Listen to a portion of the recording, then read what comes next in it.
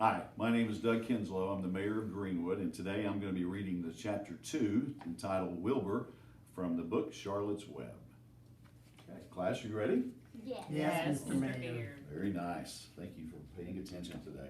So, starts out, Fern loved Wilbur more than anything. She loved to stroke him, to feed him, to put him to bed. Every morning, as soon as she got up, she warmed his milk, tied his bib on, and held the bottle for him.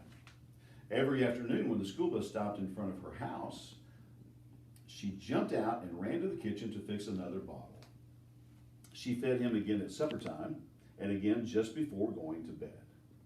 Mr. Arable gave him a feeding around noontime each day when Fern was away in school. Wilbur loved his milk, and he was never happier than when Fern was warming up a bottle for him. He would stand and gaze up at her with those adoring eyes.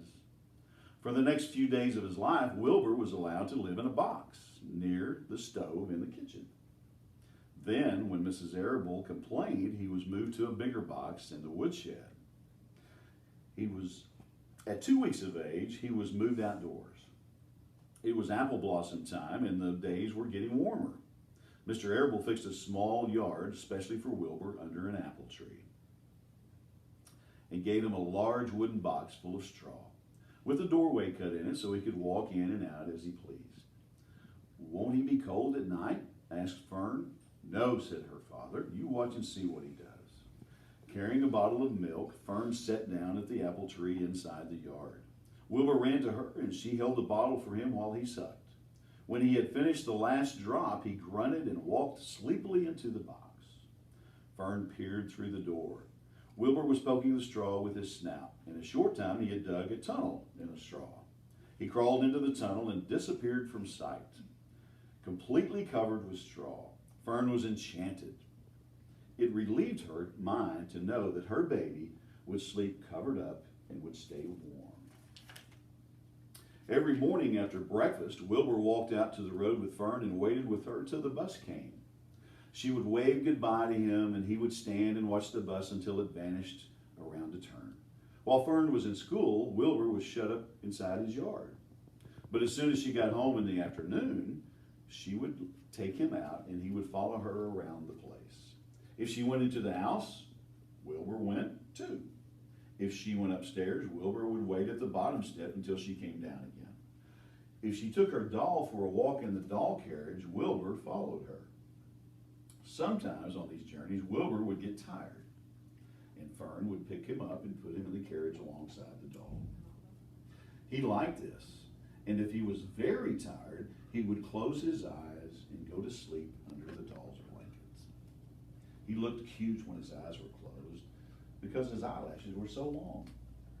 The doll would close her eyes too, and Fern would wheel the carriage very slowly and smoothly so as not to wake her infants. One warm afternoon, Fern and Avery put on bathing suits and went down to the brook for a swim. Wilbur tagged along at Fern's heels. When she waded into the brook, Wilbur waded in with her. He found the water quite cold, too cold for his liking. So while the children swam and played and splashed water at each other, Wilbur amused himself in the mud along the edge of the brook, where it was warm and moist and delightfully sticky and oozy. Every day was a happy day, and every night was peaceful. Wilbur was what farmers call a spring pig, which simply means that he was born in the springtime. When he was 5 weeks old, Mr. Arable said he was now big enough to sell and would have to be sold. Fern broke down and wept, but her father was firm about it. Wilbur's appetite had increased. He was beginning to eat scraps of food in addition to milk. Mr. Arable was not willing to provide for him any longer. He had already sold Wilbur's 10 brothers and sisters. "He's got to go, Fern," he said. "You have had your fun raising a baby pig. Wilbur is not a baby any longer, and he has to be sold." "Call up the Zuckermans," suggested Mrs. Arable to Fern. "Your Uncle Homer sometimes raises a pig, and if Wilbur goes there to live, you can walk down the road and visit him as often as you like." "How much money should I ask for?" Fern wanted to know. "Well," said her father, "he's a runt. Tell your Uncle Homer you've got a pig you'll sell for $6 and see what he says. It was soon arranged. Fern phoned and got her Aunt Edith, and her Aunt Edith hollered for Uncle Homer, and Uncle Homer came in from the barn and talked to Fern. When he heard that the price was only $6, he said he would buy the pig.